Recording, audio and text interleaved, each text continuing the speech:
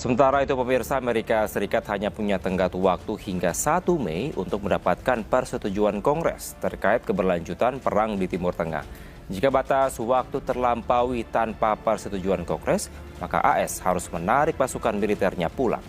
I think with 2 or 3 weeks, Not 3 weeks, if it is we'll 3 leave. weeks. Because there's no reason for us to do this. Look, problem with the strait, a guy can take a mine, drop it in the water, and say, oh, it's unsafe. It's not like you're taking out an army or you're taking out a country or they can drop it. Or you can take a machine gun from the shore and shoot a few bullets at a ship.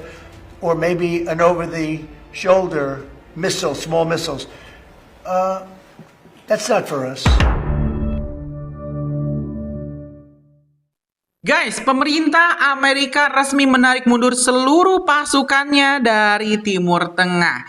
Ya teman-teman, ini alhamdulillah kabar baik ya, perang Amerika dan juga Iran kayaknya bakal segera berakhir karena Kongres Amerika Serikat diketahui tidak memberikan restu atau izin untuk Trump melanjutkan perangnya atau ini perang salibnya di Iran. Ya teman-teman, informasi ini kita dapatkan setelah krisis politik pecah di Washington, di mana ini militer Amerika Serikat harus ditarik mundur dari zona perang karena masa berlaku operasi habis tanpa ada persetujuan Kongres untuk melanjutkan operasi militer tersebut. Nih, di sini teman-teman, ya mau tidak mau, kalau misalnya deadline-nya sudah sampai dan Kongres belum menyetujui, maka Trump bisa disebut ini adalah seorang pembangkang. Karena ya DPR-nya sendiri, ini para senatornya tidak setuju dengan perang tersebut. Jadi itu bukanlah perang Amerika yang dikatakan ya oleh Trump. Ini adalah perang untuk menyelamatkan Amerika. Bukan teman-teman. Karena rakyat Amerika sendiri, para senatornya sendiri, perwakilan rakyat Amerika tidak menyetujui perang tersebut. Jadi itu adalah perang yang memang diinginkan oleh Trump dan juga Israel. Wah teman-teman, kalau misalnya pasukan Amerika ditarik, Trump pasti bakal malu teman-teman. Mereka bakal malu karena ya nggak ada harga dirinya lah. Sudah gempur Iran habis-habisan teman-teman. Koar-koar bahwa Iran akan kalah dalam 3 hari. Wah, itu semua bohong, itu semua palsu. Malah mereka yang lari. Mereka yang nggak berani melakukan invasi darat atau ground force ya. Ini Pak, perang daratnya nggak jadi itu. Kita bakal tengok dulu deh informasi lengkapnya. Kapan kira-kira ini deadline dari operasi militer Amerika selesai. Dan kalau misalnya ditarik, ini mudah-mudahan lah teman-teman ya, harga BBM kembali turun, kembali stabil, harga beberapa kebutuhan pokok yang berbahan plastik di Indonesia juga bisa stabil lagi. Yang kemarin menaikkan harga gila-gilaan dikoreksi lagi ya para perusahaan-perusahaan di Indonesia, kalau misalnya ya supply-nya kembali lancar. Karena kalau misalnya dibiarkan ya Indonesia juga bakal kena inflasi. Kita simak dulu deh, balik lagi ke teman-teman ke topik kita awal, yaitu penarikan mundur pasukan Amerika Serikat dari Iran. Kita simak informasi selengkapnya. Sementara itu pemirsa, Amerika Serikat hanya punya tenggat waktu hingga 1 Mei untuk mendapatkan persetujuan Kongres terkait keberlanjutan perang di Timur Tengah. Jika batas waktu terlampaui tanpa persetujuan Kongres, maka AS harus menarik pasukan militernya pulang.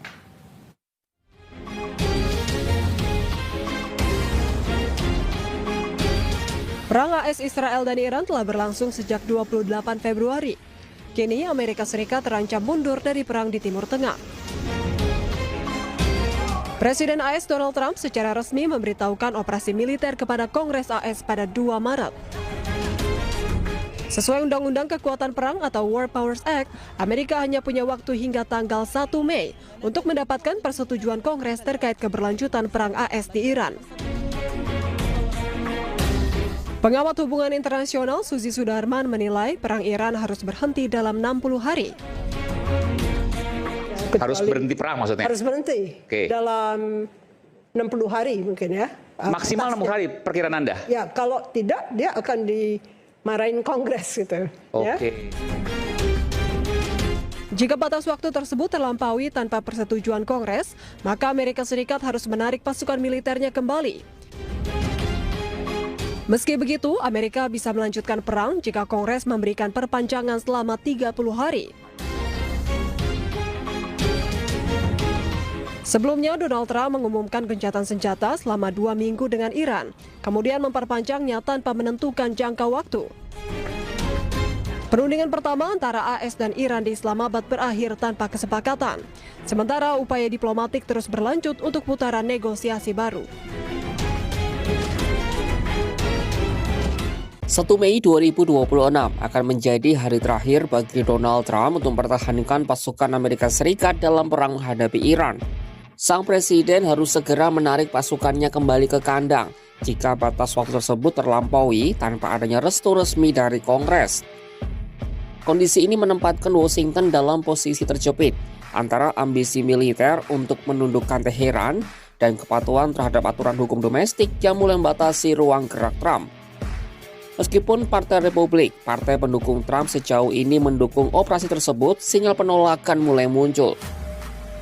Sejumlah politisi Partai Republik enggan memberikan cek kosong bagi perang yang tak deklarasikan secara resmi.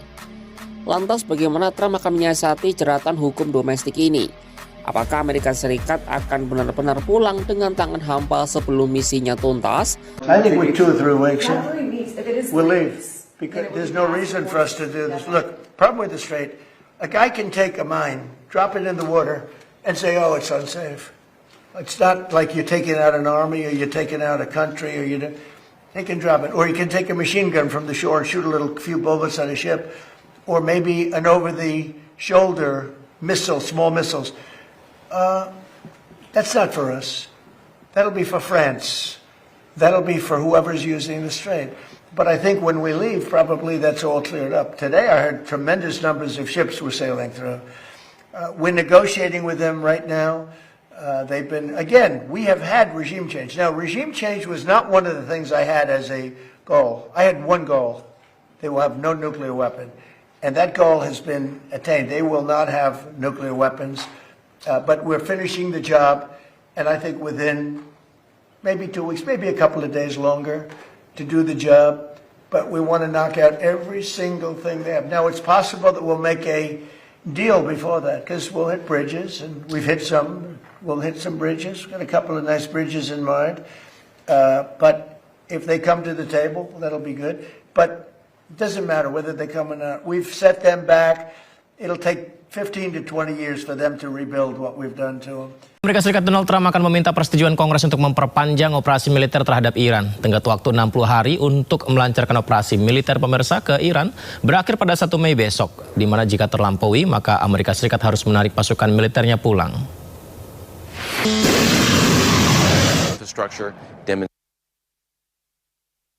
Tenggat waktu 60 hari untuk melancarkan operasi militer terhadap Iran akan berakhir Jumat 1 Mei. Batas waktu ini dihitung dari hari pertama Presiden Amerika Serikat Donald Trump memberitahukan operasi militer kepada Kongres, yakni pada 28 Februari lalu. Berdasarkan Undang-Undang Perang AS tahun 1973, kewenangan Presiden untuk melibatkan negara dalam perang jika tanpa persetujuan Kongres dibatasi hanya 60 hari. Presiden Trump harus mendapat persetujuan Kongres jika ingin melanjutkan operasi militer lebih dari 60 hari. Jika batas waktu tersebut terlampaui, maka Amerika Serikat harus menarik pasukan militernya kembali.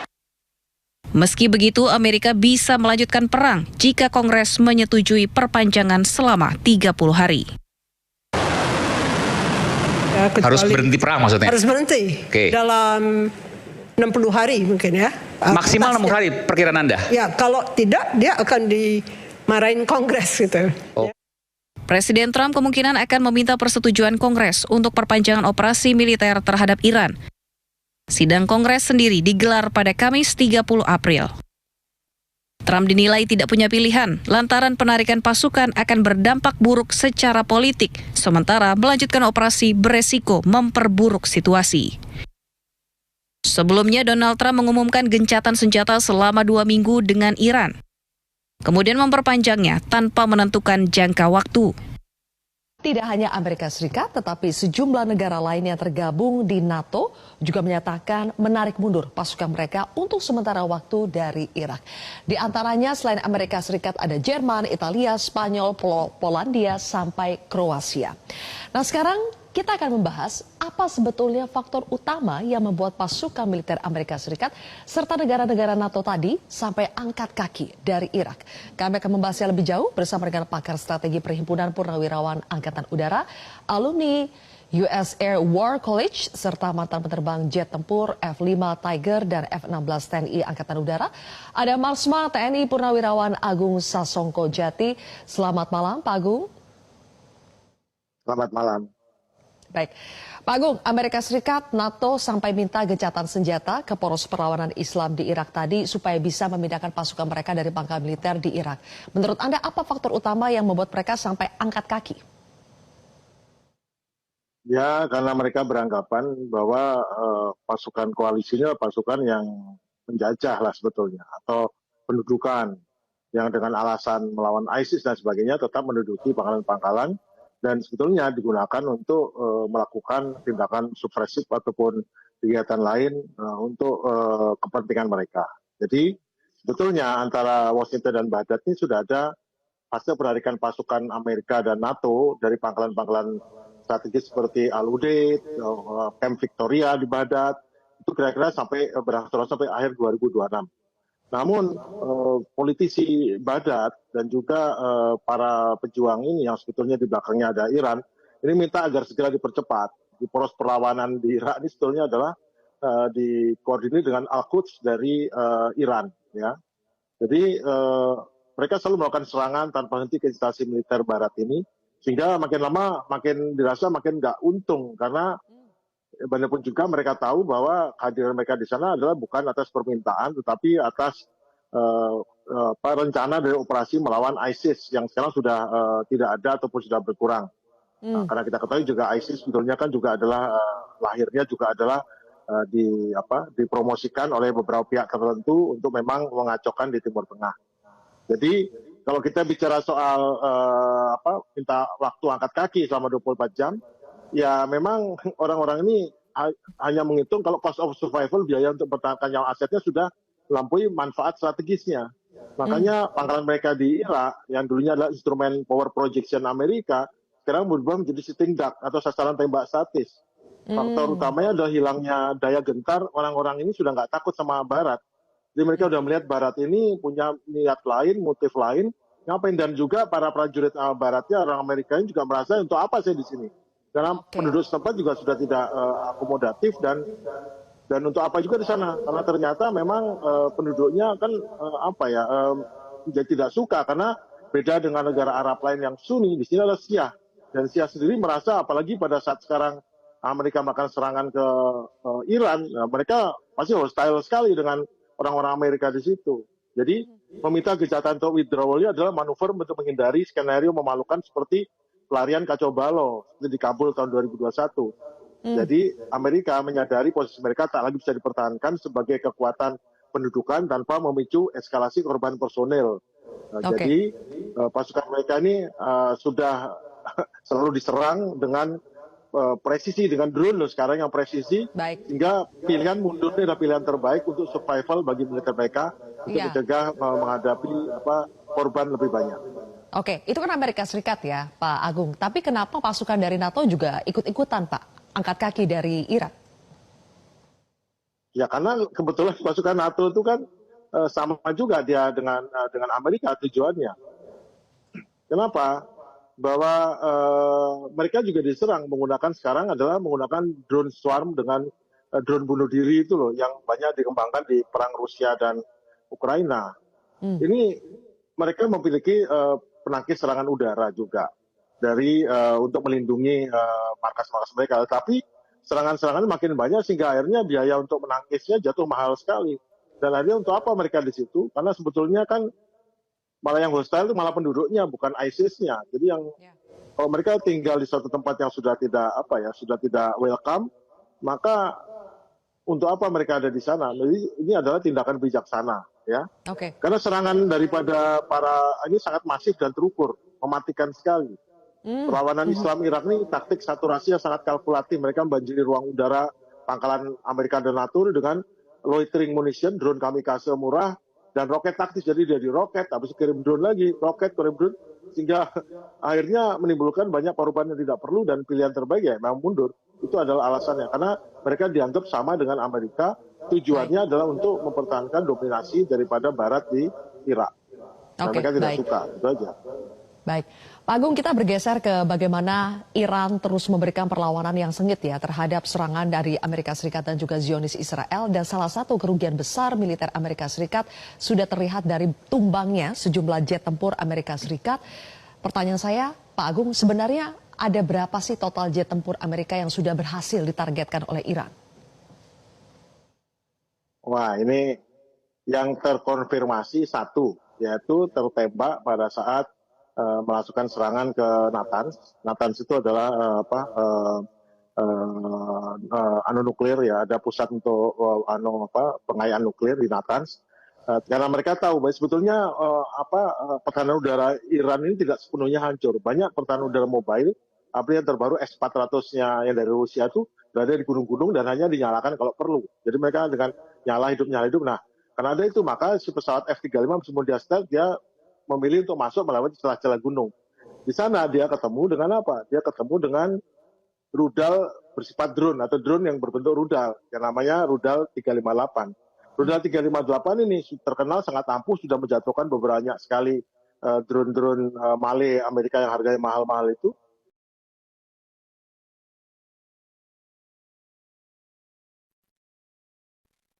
Ya teman-teman, sudah kita simak ini kabar baik, kabar gembira. Deadline-nya hari ini teman-teman, 1 Mei 2026.